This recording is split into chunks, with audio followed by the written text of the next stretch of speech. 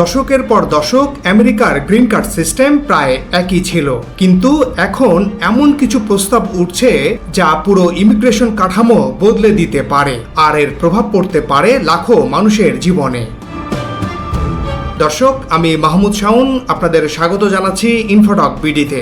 2 শতাব্দীর বেশি সময় ধরে আমেরিকা শুধু একটি দেশ নয়, এটি ছিল একটি ধারণা।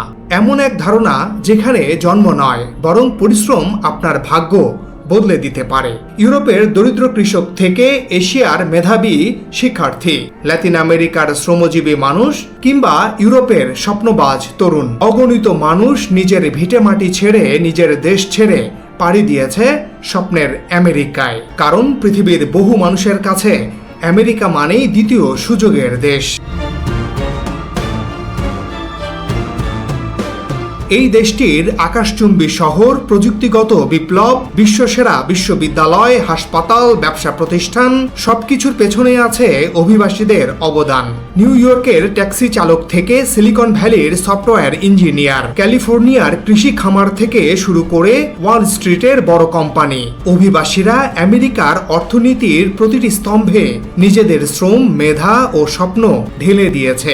আজ বিশ্বের বৃহত্তম অর্থনীতি হিসেবে আমেরিকার অবস্থানের পেছনে অভিবাসীদের ভূমিকা অস্বীকার করার উপায় নেই। কিন্তু এখন এই বহু পুরনো স্বপ্ন কি ভেঙে যেতে বসেছে? একসময় যে আমেরিকা বলতো এসো নিজের ভবিষ্যৎ গড়ো, এখন সেই আমেরিকায় কি নিজের দরজা সংকুচিত করে ফেলছে?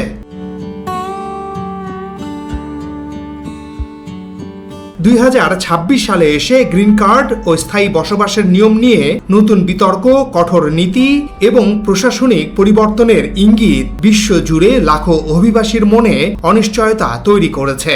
বিশেষ করে যারা বছরের পর বছর আমেরিকায় থেকে পড়াশোনা করেছে, চাকরি করেছে, পরিবার গড়েছে এবং বৈধভাবে গ্রিন কার্ডের অপেক্ষায় রয়েছে, তাদের ভবিষ্যৎ এখন বড় প্রশ্নের মুখে। চলুন জেনে আসি গ্রিন কার্ড কি, নতুন নিয়মে কি থাকছে। আমেরিকার গ্রিন কার্ড, আনুষ্ঠানিকভাবে যাকে বলা হয় পার্মানেন্ট রেসিডেন্ট কার্ড, এটি হলো এমন একটি অনুমতি যা একজন বিদেশি নাগরিককে যুক্তরাষ্ট্রে স্থায়ীভাবে বসবাস ও কাজ করার অধিকার দেয়। গ্রিন কার্ডধারীরা আমেরিকায় দীর্ঘমেয়াদে জীবন গড়তে পারে, চাকরি করতে পারে, ব্যবসা করতে পারে এবং নির্দিষ্ট সময় পর মার্কিন নাগরিকত্বের জন্য আবেদন করতে পারে। বহু মানুষের কাছে এটি শুধু একটি পরিচয়পত্র নয়, বরং আমেরিকান স্বপ্নে স্থায়ীভাবে প্রবেশের দরজা।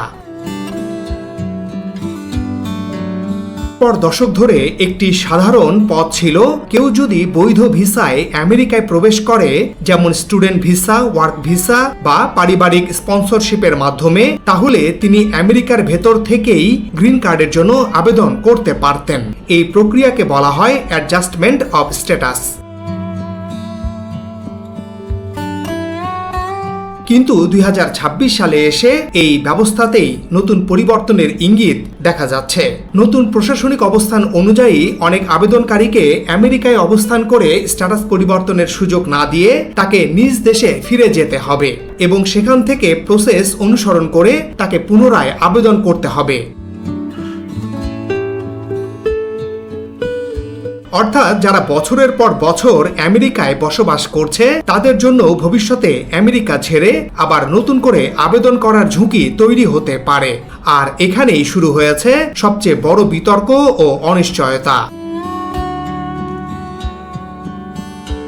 কিন্তু কেন এই উদ্যোগ নিচ্ছে আমেরিকা?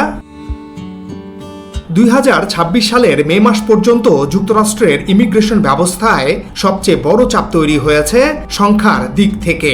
বিভিন্ন সরকারি ও নীতিগত ডেটা বিশ্লেষণ অনুযায়ী প্রতি বছর প্রায় 10 থেকে 12 লাখের মতো মানুষ গ্রিন কার্ড পায়, কিন্তু এর বিপরীতে আবেদন ও অপেক্ষমান অর্থাৎ পেন্ডিং কেসের সংখ্যা বহুগুণ বেশি। বর্তমানে মোট ইমিগ্রেশন ব্যাকলগ আনুমানিক 1 কোটি ছাড়িয়ে গেছে, যার মধ্যে বড় একটি অংশই গ্রিন কার্ড সম্পর্কিত আবেদন। এই বিশাল সংখ্যার মধ্যে সবচেয়ে বেশি ঝুঁকিতে আছে 3টি বড় গ্রুপ। প্রথমত H-1B ও অন্যান্য ওয়ার্ক ভিসায় থাকা উচ্চ দক্ষ কর্মীরা, যাদের অনেকেই ইতোমধ্যে 5 থেকে 10 বছর ধরে আমেরিকায় কাজ করছেন। দ্বিতীয়ত, আন্তর্জাতিক শিক্ষার্থীরা, যারা পড়াশোনার পর চাকরি নিয়ে স্থায়ী হওয়ার পথে ছিল। তৃতীয়ত, পরিবার ভিত্তিক স্পন্সরশিপে আবেদন করা লাখো মানুষ, যাদের অনেকেই বছরের পর বছর অপেক্ষায় আছে। নতুন নীতিগত পরিবর্তনের ইঙ্গিত অনুযায়ী যদি অ্যাডজাস্টমেন্ট অব স্ট্যাটাস কঠোর করা হয়, তাহলে এই বিশাল জনগোষ্ঠীর একটি অংশকে আবার নিজ দেশে ফিরে গিয়ে কনসুলার প্রসেসিং এর মাধ্যমে আবেদন করতে হতে পারে। এতে শুধু কয়েক লাখ নয়, বরং সামগ্রিকভাবে কয়েক মিলিয়ন মানুষের দীর্ঘদিনের পরিকল্পনা, কেরিয়ার এবং পারিবারিক স্থিতি অনিশ্চয়তার মুখে পড়তে পারে। বিশেষ করে যেসব মানুষ ইতিমধ্যে আমেরিকায় জীবন গড়ে তুলেছে, চাকরি, বাড়ি, পরিবার হয়েছে, তাদের জন্য এই পরিবর্তন এক ধরনের বড় ধাক্কা হয়ে উঠতে পারে। এর ফলে সম্ভাব্য কি হতে পারে? নিজ দেশে ফিরে গিয়ে আবেদন, এই নিয়মটি অনেকের কাছে কঠোর মনে হওয়ার কারণ এতে আগের তুলনায় পুরো প্রক্রিয়াটি উল্টে যেতে পারে। আগে যারা আমেরিকায় বৈধভাবে থাকতেন, তারা সেখান থেকেই গ্রিন কার্ডের আবেদন চালিয়ে যেতে পারতেন। কিন্তু নতুন ব্যবস্থায় একবার আমেরিকা ছেড়ে নিজ দেশে ফিরে এলে পুনরায় সেখানে যাওয়া অনিশ্চিত হয়ে যেতে পারে। যদি সবকিছু ঠিকঠাক থাকে এবং আবেদন অনুমোদিত হয়, তাহলে পুনরায় ইমিগ্রেন্ট ভিসা নিয়ে আমেরিকায় প্রবেশ করা যেতে পারে এবং গ্রিন কার্ডও পাওয়া যেতে পারে। কিন্তু বাস্তব জীবনে বিষয়টি এত সহজ নয়। অনেক সময় দীর্ঘ প্রশাসনিক যাচাই বাছাই, নিরাপত্তা পরীক্ষা, কোটা সীমা এবং কখনো ভিসা প্রত্যাখ্যানের ঝুঁকিও থাকে।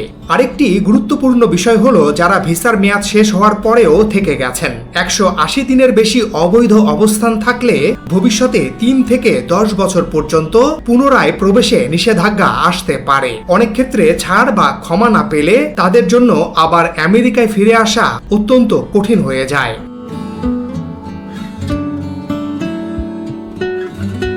আমেরিকার জন্য এই নিয়মের সুফল কি ও চ্যালেঞ্জই বা কি? যে কোনো দেশের মতো আমেরিকাও চাইবে প্রথমে তার নিজ দেশের স্বার্থ রক্ষা করা, অর্থাৎ অর্থনৈতিক স্থিতিশীলতা এবং জাতীয় নিরাপত্তা ব্যবস্থাকে অগ্রাধিকার দেয়া। গ্রিন কার্ড নীতিতে সম্ভাব্য এই পরিবর্তনকে সেই দৃষ্টিকোণ থেকেই বোঝা জরুরি। এটি একদিকে যেমন কৌশলগত সুবিধা দিতে পারে, অন্যদিকে দীর্ঘমেয়াদী কিছু চ্যালেঞ্জও তৈরি করতে পারে।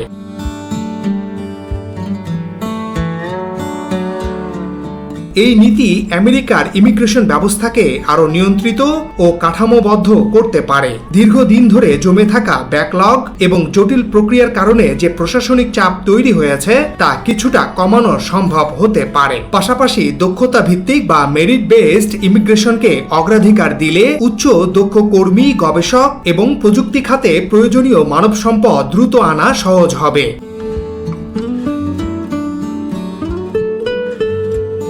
কিন্তু একই সঙ্গে চ্যালেঞ্জও কম নয়।